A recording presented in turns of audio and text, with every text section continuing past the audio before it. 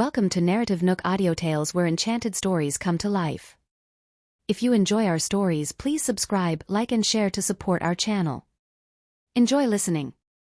Martin saw how Fiorella behaved around Jared and said carefully, "Miss Fisher, I have been taking care of Mr. Johnston recently, but now my factory needs me to deal with some things. Could you?" Fiorella could guess what Martin was trying to say, so she interrupted, "I understand. I'll stay here and take care of him while you settle whatever you need to deal with. For the time being, we can't let the public know about Mr. Johnston's injury. I hope Ms. Fisher can help keep this a secret." "Understood. Thank you. By the way, where's Nicole? Jared had such a huge accident. Where did she go?" Fiorella did not see Nicole since she came in, and she did not see her after chatting with Martin.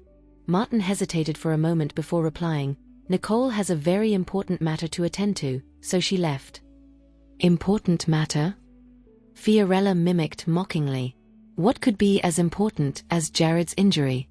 I bet she saw Jared's condition and thought he wouldn't wake up, so she just left. Fiorella's face filled with contempt. "I knew from the start that she just wants Jared for his money. Now that he's not doing well, she's nowhere to be seen. She's really a gold digger. However, this is also a good thing. Let us all see Nicole's true colors so Jared will no longer be blind to her actions. She saved me some work by leaving voluntarily." Fiorella sat in Jared's room while telling Martin all this. Martin knew Nicole was not the type of person that Fiorella said she was. He would argue with Fiorella, but under the circumstances, he could not refute. Fiorella was the only person who could take care of Jared for him. "Thanks for taking care of him, Ms. Fisher. I'll come over once I finish my business." Martin still looked at her with a grateful expression on his face. "It's already so late. What are you still doing here? Go home and have a good rest when you're done. I'll be here to take care of him, so don't worry about it.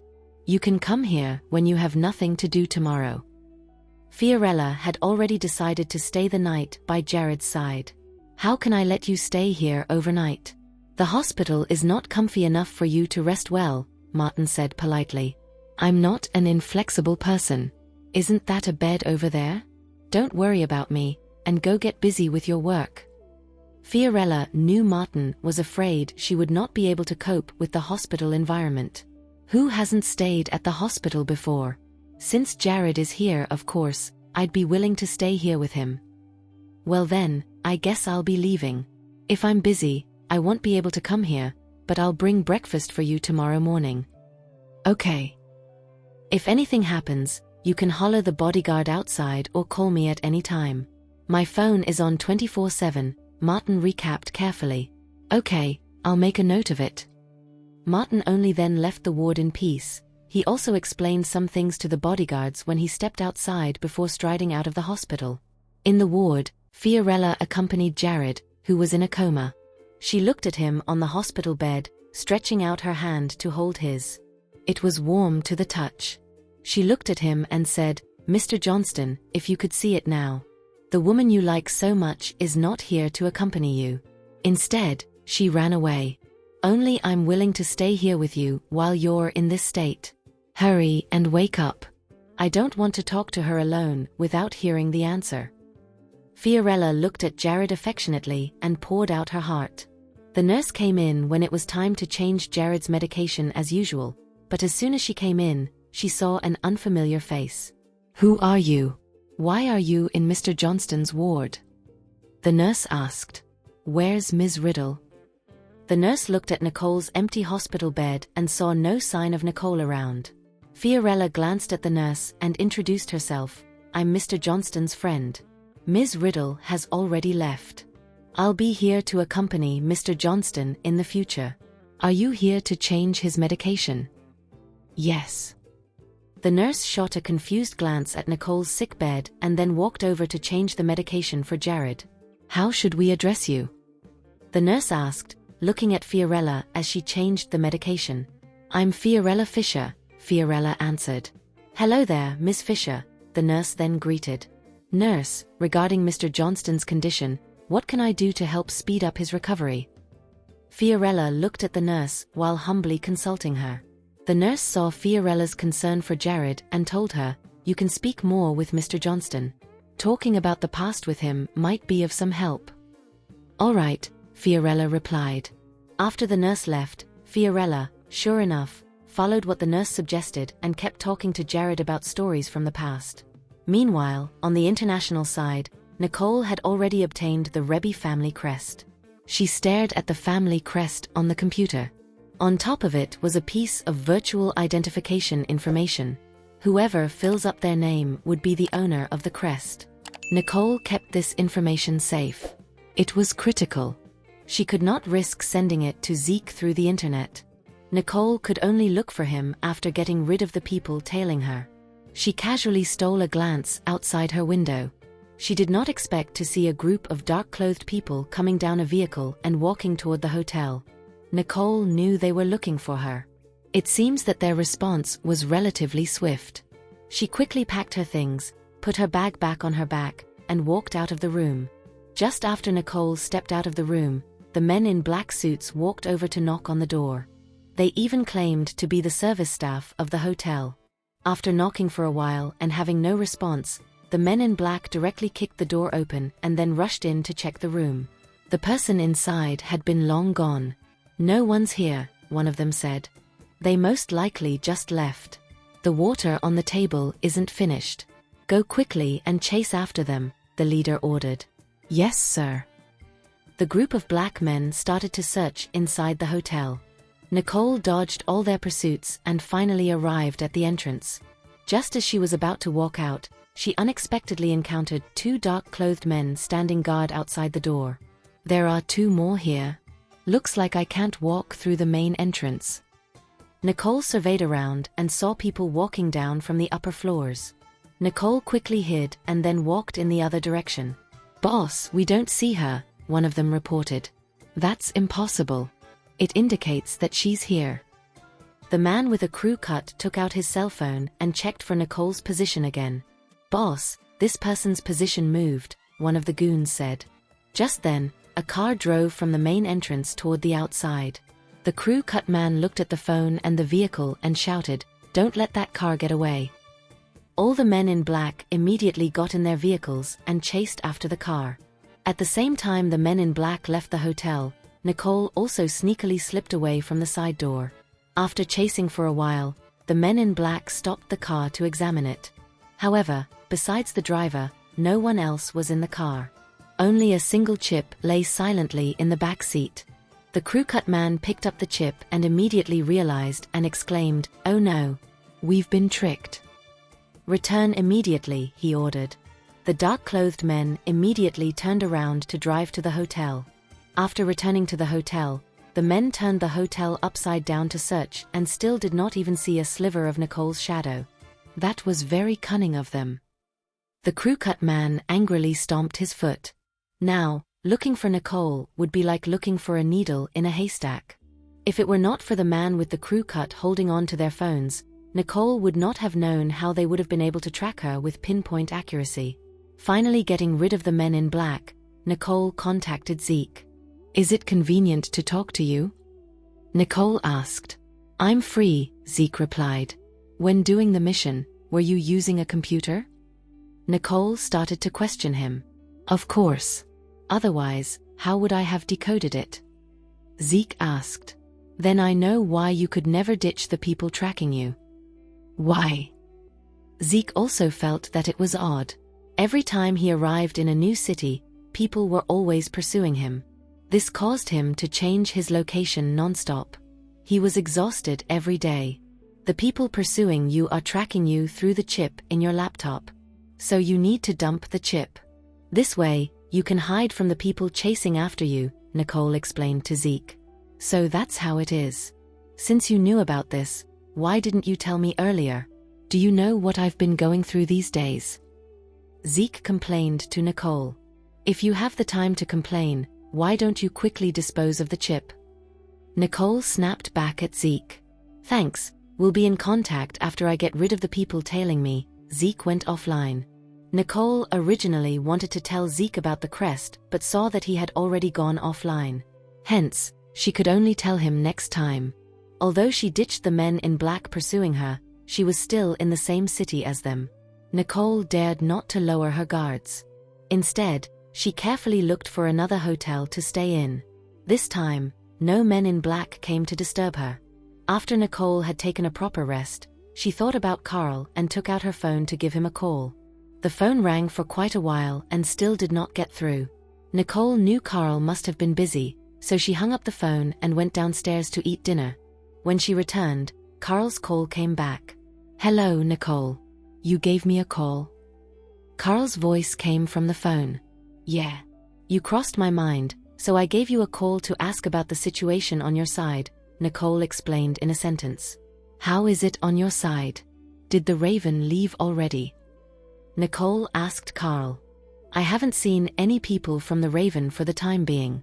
They might be poised for a scheme, or they might be retreating for their own good." Carl looked at the surveillance while talking. "Be more careful when you are unsure. The enemy might be monitoring you in secret." She initially wanted to tell Carl that she was now at Lanningborg, but she decided to wait before telling him first until she could get rid of the people tailing her. "I'm fine. You should get back to work." Then Nicole hung up the call. She finally had some peace and quiet after putting down the phone. Nicole remembered Jared and did not know what his current condition was. Scrolling through her contacts list, she found Martin's contact information. Then, she gave him a call. Martin was washing up.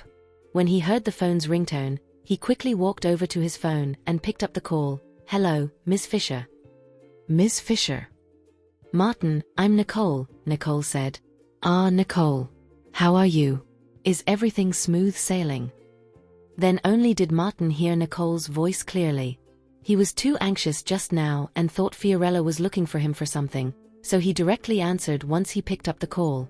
"So far, so good. You just said Ms. Fisher. What's wrong with Fiorella?"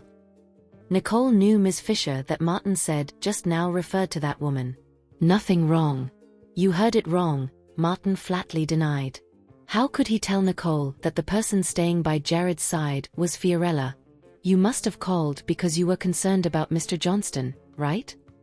Martin immediately changed the subject. "Yes. Is Jared currently okay?" Nicole asked concerningly. "Mr. Johnston is fine. He is the same as when you were here." "No change at all," Martin answered. Oh. Not hearing any news about Jared waking up, Nicole was slightly disappointed. But it was within expectation. "Martin, if you are free, could you send me a video of Jared daily?" Nicole asked. "Sure, it seems that she has another mission now. Thank you for your work. It's late. You should rest early." "I won't be bothering you anymore," Nicole said, wanting to hang up the call. "Wait a minute, Nicole," Martin quickly said. "Is there something else?" Nicole questioned. "Are you at Lanningborg now?" Martin wanted to confirm Nicole's current location. "Harvey must have told you Nicole was almost caught by Harvey when she passed the security check. He must have told Martin about this incident when she got back." "Yes," Nicole gave a single-word answer. "Lamb at Lanningborg. All of you can rest easy. Tell Harvey, don't come to Lanningborg to look for me. I do not want to see him." Countless dangers were currently surrounding Nicole.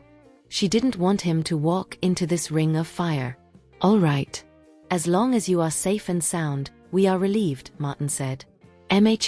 Nicole replied. The next morning, Martin took the initiative to come to the hospital to visit Jared and also bring breakfast for Fiorella. When he pushed open the door, Fiorella had already woken up. "Ms. Fisher, I thought I would have disturbed you. I did not expect you to wake up so early." Martin put the breakfast in his hand onto the table. "I have a habit of jogging in the morning, so I would wake up slightly early in the morning. It's also good for the body," although at the hospital, she did not let herself have a break. "This is the breakfast you bought me?" Fiorella came to the table to look at it. "That's right. I didn't know what you like to eat in the morning, Miss Fisher, so I bought everything. I hope you like the taste," Martin explained to Fiorella. "You are too kind, Mr. Wyance. I have not eaten such a hearty breakfast in a long time." "Thank you." Fiorella looked at the table filled with food. Her mouth formed a slightly happy smile. Really? If Miss Fisher likes it, I can come over every morning and bring you breakfast. Martin looked at her with a small smile. That's great, but there is no need for so much. I'll be satisfied with just one every day. Fiorella happily ate the breakfast. Okay, Martin replied. Martin came to Jared's bedside. While Fiorella was eating her breakfast, he sneakily took a video and sent it to Nicole. At this moment, the nurse came in to give Jared an injection. Then, she saw Martin and greeted him passionately. Dr. Wyance, you came. What medication are you injecting Mr. Johnston with? Martin looked at the nurse while asking. Still the previous prescription you gave me, the nurse answered. I will give you another prescription later. Starting tomorrow, stop this prescription temporarily and inject the new medication. Martin looked at the prescription while explaining. All right, Dr. Martin. The nurse started giving Jared an injection and did a checkup on him. After the nurse had finished checking, she left. Martin came over and sat across from Fiorella. Miss Fisher, I don't have any business today. I can keep Mr. Johnston company here. You can go back home and rest properly. Your company's side should have a lot of matters to be settled, and they're just waiting for you. Martin could not let Fiorella stay here to accompany Jared. Since she is also a CEO, company matters ultimately still require her approval. That's good. I came here in a rush yesterday. I need more time to handle matters at the company. So I'll just go back to deal with them. I'll come back later, Fiorella told Martin as she had just finished eating. There is no need to rush. You should rest well when you go back, Martin said while acting as if it were for her sake. Fiorella got up and went to Jared to look at him. Mr. Johnston, I'll be going back first to handle some matters. I'll come back soon to keep you company, she said. Although she knew Jared was still unconscious, she still spoke as if she was speaking to a person capable of communicating. Then, I will be leaving first. See you around, Fiorella said. Very well, let me walk you out, Martin offered. No need. You should stay here and take care of Mr. Johnston. We cannot leave him unattended, she said. Fiorella was obviously more concerned for Jared. All right. Then take it slow. Martin watched Fiorella as she walked out the ward's doors. At the same time, Martin's phone rang. Turns out it was Nicole initiating a video call with him after she saw the video. Nicole, I'm right by Mr. Johnston's side right now. You can take a look at him. Martin knew the meaning behind Nicole's video call, so he opted to tell her directly. Okay. Nicole saw that Jared was still lying on the sick bed with both eyes shut through the video. There was not the slightest sign of him waking up. Martin, can you observe carefully whether Jared's eyelashes are moving? Nicole asked Martin. Lashes? Martin looked at Nicole with a face filled with astonishment. Nicole, Mr. Johnston had yet to wake up. How could the lashes move? You can rest assured that if Mr. Johnston were to wake up, I would tell you immediately. Martin thought Nicole had her hopes too high. Martin, you do not understand my meaning. Before this, I saw his eyelashes move once. So I'm sure he will definitely move a second time, Nicole explained to Martin. What did you say? Mr. Johnston's lashes moved once before? When was this incident? Why did you not tell me? Martin was shocked to hear this news. He assumed that Jared would always stay like this and did not expect something like that to happen when he was unconscious. It was just a slight movement. I thought it might be a problem with the nerves, so I did not tell you, Nicole said. Look, Nicole. Both of Mr. Johnston's eyes are shut. There is no sign of his lashes moving. Martin put the camera directly over Jared's eyelashes to allow Nicole to observe. I see it, Nicole replied. Not seeing Jared's lashes move, Nicole was slightly upset. Suddenly, she had a flash of brilliance and said, Martin, could you help install a real-time surveillance device above Jared's head? This could help record his changes easily. Send me the account.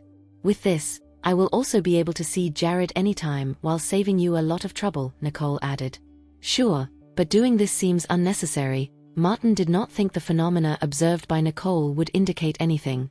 Instead, he believed that it might have been a momentary nerve twitch. It is necessary. If it can record the twitching of Jared's lashes, It would indicate the possibility of him waking up at any moment, Nicole said. After all, she was the ghost hand and knew much more than Martin. All right, I will let someone install it in a while, Martin said. Sorry to trouble you, Nicole apologized. Martin replied, it's nothing. After hanging up Nicole's call, Martin got someone to install a cloud monitoring device she wanted and sent the account information to her. Very soon, Nicole received the account sent by Martin. She quickly tapped it open to check. Cloud monitoring was very convenient. Not only could it focus, but it could also observe the situation of the room with a 360-degree angle view. With this device, even if Nicole was far from the country, she could still check in on Jared's real-time conditions at any time. A few days later, Nicole was having breakfast downstairs. She unintentionally lifted her head and saw a group of men dressed in black walking toward the restaurant. She immediately dropped her hat lower and walked toward the kitchen at the back. Hello there, may I be of assistance? This is the kitchen, and the oil and fumes are quite heavy, a waiter looked at Nicole while saying. I want to go to the supermarket behind here to buy something. I'm in a rush, so can I leave from this side? Nicole acted like a girl with special conditions. The waiter, who was also a female, understood it very well. So she immediately brought her out. The moment Nicole's front foot stepped out the back door, the men in black stepped into the restaurant. They coldly surveyed the place and did not find Nicole's presence. Gentlemen, are you here for a meal or something else? The foreign waiter had seen everything, so a few men dressed in black leather coats were not very scary. Have you seen this person? The men in black had managed to obtain Nicole's picture from the previous hotel she was in. It's a little familiar. Let me think carefully. The waiter looked at the picture and felt she had seen this person somewhere. Suddenly, she remembered, isn't this the girl who left from the back door just now? This person just left from the back door, the server said to the black-clothed man. Just now. They were a step behind again, but it's better than having a broken lead. Track her. A few men in black immediately rushed toward the back door to chase her. At the same time, they sent the location to the man with the crew cut. The crew cut man received it and quickly rushed the others. Nicole hailed a cab to escape farther away. The dark-clothed men saw Nicole get in a taxi and swiftly drove their vehicles to pursue her. Nicole sat in the car and looked back constantly. The men in black had already caught up. Young lady, where do you want to go? The cab driver asked. I want to go to the outskirts.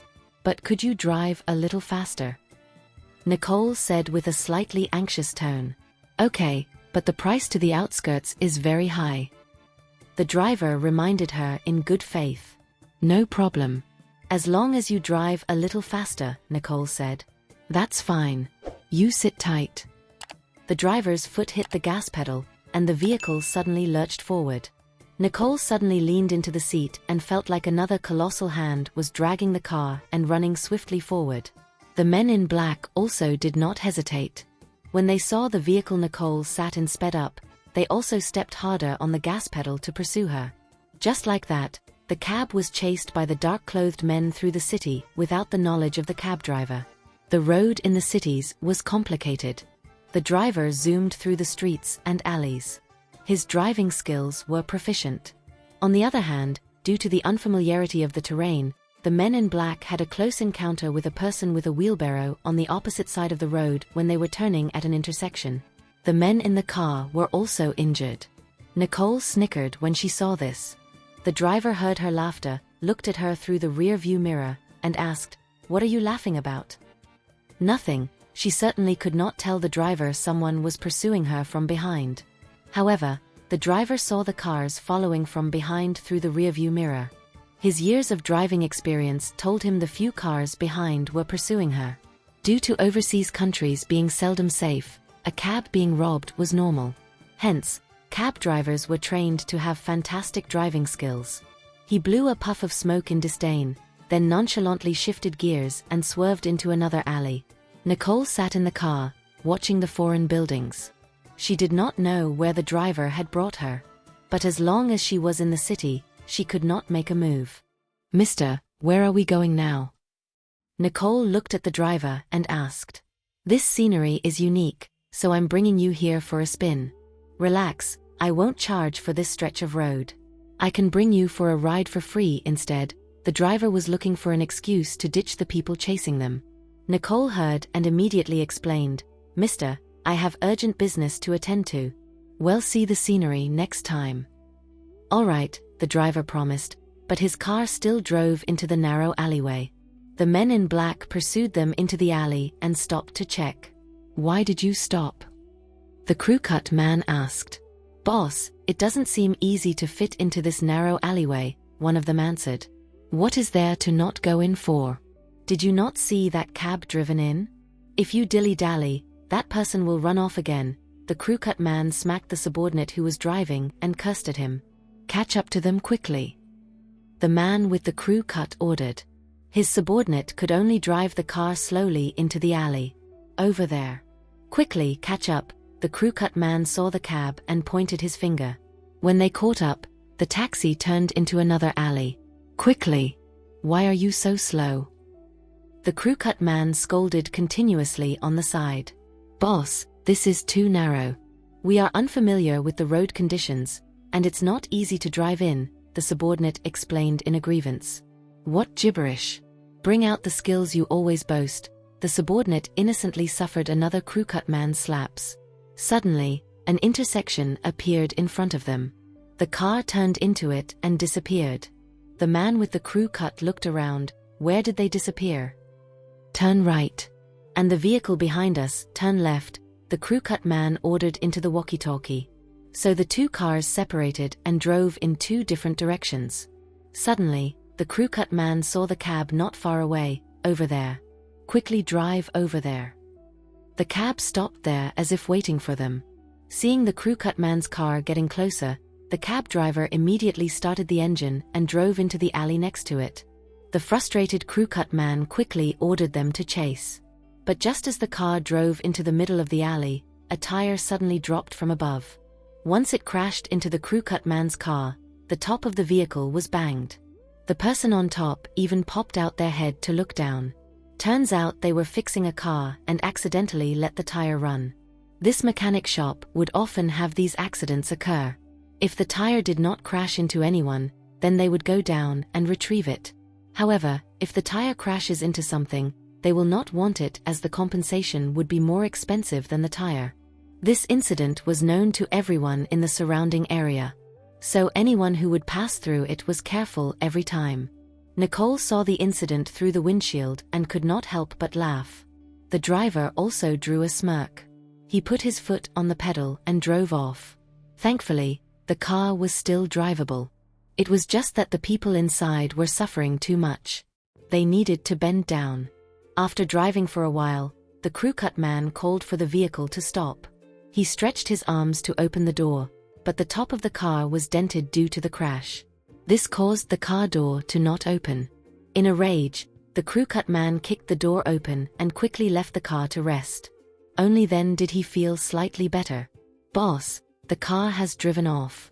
Should we continue chasing it?" one of the subordinates asked. "Chase it, of course. We need to chase it," crew-cut man yelled out. He immediately took out the walkie-talkie and ordered the other car to follow the cab. Thinking that the men in black had been taken care of by the driver, Nicole felt relieved. Didn't have to lift a finger, and someone else takes care of the matter. That's great. Nicole thought she did not need to go all the way to the suburbs. She wanted to ask the driver to send her back. Just as she was about to speak, a car filled with men in black suddenly pulled up in front of the taxi and blocked their way.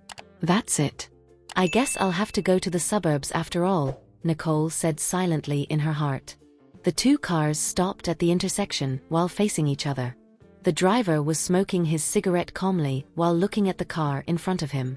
On the other hand, the man in black fiercely stared at the taxi in front. The driver stepped onto the accelerator from time to time, making the car roar. After staring for a while, the men in black began to feel impatient. They wanted to get down from the car and take Nicole. As they were about to push the door open, Nicole's car sped forward, threatening to crash into them. All they wanted was to catch Nicole, not die with her.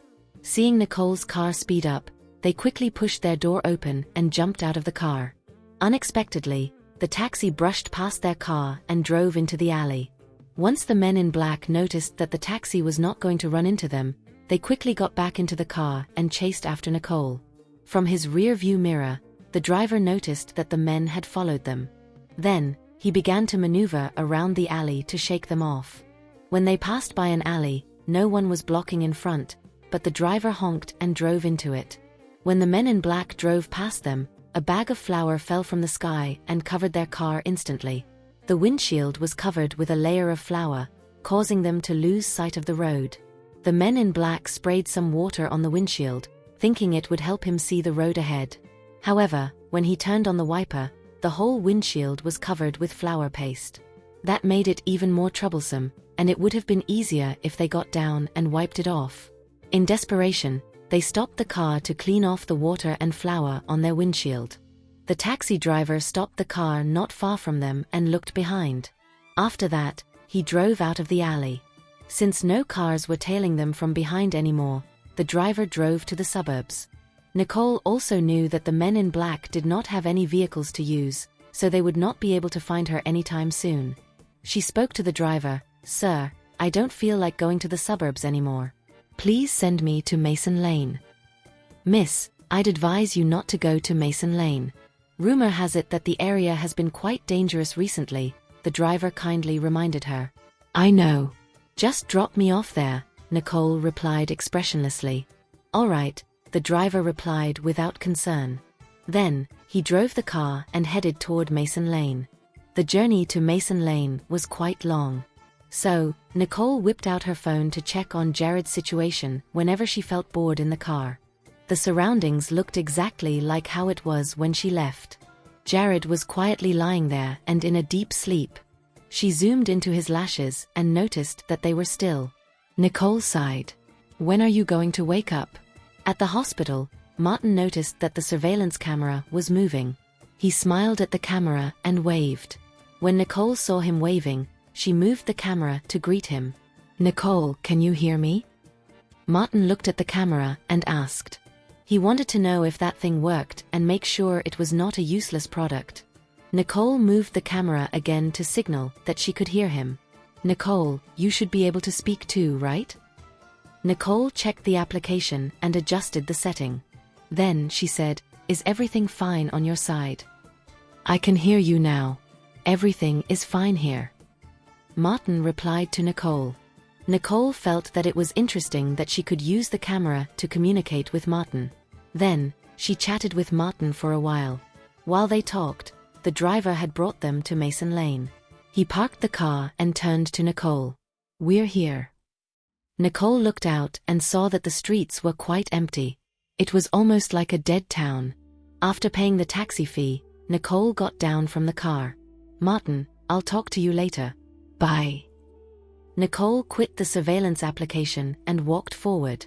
It was still bright outside, but no one was on the road, and the shops on both sides of the street were mostly closed. Nicole pushed a door to one restaurant and walked in. "Hello?" Hearing someone's voice, the owner quickly came out from the back of the shop. When he saw that it was a woman, he said, "How may I help you?" "Do you have noodles here?" "Yes." "I'd like to have one." "All right, please have a seat." As soon as the owner finished speaking, he went to the back kitchen. Nicole pulled a chair and sat down. She scanned the whole place and looked outside. After a while, the owner brought a hot bowl of noodles to Nicole. "Here are your noodles." "All right. Thank you." Just as Nicole was about to dig in, two men in black uniforms suddenly emerged from the opposite shop. Then, another man chased after them and talked to them. It seemed like those two men did not pay for their items. The next second, the man who was chasing the two men was beaten to the ground by them. One of them even wanted to take something out of his pocket, but he was stopped by his partner. Cursing, the two men left. Nicole and the shop owner witnessed the whole incident from the window. Then, Nicole asked the owner, "Who are those two men? Why did they beat him up?" The owner looked at Nicole and asked, "You must be new here?" Nicole nodded. "The situation here is quite complicated. A few days back, A group of people dominated this place. No one knows where they're from, either. They've been messing with the atmosphere and the lives of the people here at Mason Lane. No one dares to step out of their houses now. Even the shops rarely open for business. As you've seen, Mason Lane is like a living hell right now. Anyone who bumps into them would be in trouble.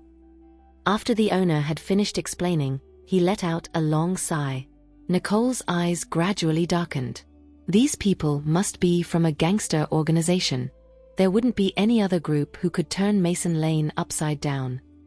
Didn't the local authorities step in to solve this matter? Nicole asked the owner. They've stepped in many times. But this group of people is unstoppable. The authorities are at their wits' end and have already decided to give up. I see. Enjoy your meal. You better leave here as soon as possible after you've finished eating, the owner kindly reminded her. Nicole smiled at him politely and picked up her utensils to eat. After she had finished her food, Nicole settled the bill and walked out of the noodle shop. In order to not attract any attention from the gangsters, Nicole purposely covered herself up tightly. However, there was no one on the streets. No matter how tight she tried to cover herself, the gangster could easily spot her. Sure enough, a few moments after Nicole walked out of the shop, the two men who had just beaten someone up blocked her way. The bearded man noticed Nicole's beautiful eyes and moved closer to her. Hey, pretty lady, do you want us to send you home? Nicole glanced at the two of them and recognized that they were the two men who had just beaten up the shop owner. Nicole had an idea and replied, Sure, but my house is a little far. That's fine. My house is just nearby. Why don't you come to my house and play for a while? The bearded man raised his eyebrows and asked Nicole. Sure, but I'm not sure if there's anything interesting at your house. Nicole's eyes seemed to have a deeper meaning behind her words. I have all kinds of interesting things at my house. We'll bring you there now. As he was speaking, the two men brought Nicole into their car. One on the left and the other on the right. One of the men in the car could not hold back and wanted to touch Nicole. Before his hands could reach Nicole, she immediately clamped his wrists. Your hands seem to be naughty. You have such strong hands, gorgeous. After he said this, the man stretched out another hand toward Nicole. The man who was driving knew that his partner was an impatient man. He could not help but shake his head. His partner had always made an impatient move in the car, and today was no exception. Nicole grabbed the man's hands and locked them, making him immovable. Is this comfortable enough? Nicole asked. The man driving did not expect the girl to be so cooperative this time. Surprise flashed through his face. I didn't expect you to be so good at this. The man began to struggle and threw himself onto Nicole's body. Nicole leaned back, lifted her legs, and kicked the man out of the window. The man slammed to the ground heavily, spitting out blood. The driver could feel that there was a huge commotion in the back seat. But he did not bother about it and continued driving. All of a sudden, Nicole leaned toward him, surprising him. That was fast. I guess Andy's stamina is getting worse by the day. The driver jokingly mocked his partner, who had been kicked out of the window by Nicole. What about your stamina? Nicole said in a low voice. My stamina is a lot better than his, of course, the man said proudly. Really? Let me try. Nicole stretched out her hand and pressed on his head. With a bit of pressure, she had caused pain to shoot through his head. Stop it. That really hurts, he shouted. Nicole did not stop. Instead, she put on more pressure. Where is your boss? The man quickly came to his senses and asked, Who are you? Answer me. Nicole continued to add pressure to her hand. The man cried out in pain. I don't know. What a stubborn mouth. Then, she yanked one of his arms from the steering wheel, and the car began to sway from side to side. The man had to try and stabilize the car while enduring the pain. No one has been able to endure my interrogation yet. Do you want to test that? Nicole's cold words filled his mind. Who the hell are you? The man asked. You don't have to know who I am. Tell me, where is your boss? Nicole repeated. I really don't know. Even if you kill me, I don't have the answer to your question. All right then. I'll let you have a taste of death. As Nicole spoke, she immediately removed his second arm and jumped out of the car. Thank you for listening. If you have enjoyed this story, please like and share so others can see it too. Also hit the subscription button and notification bell so you can be notified on our next release. Thank you for your support. God bless you.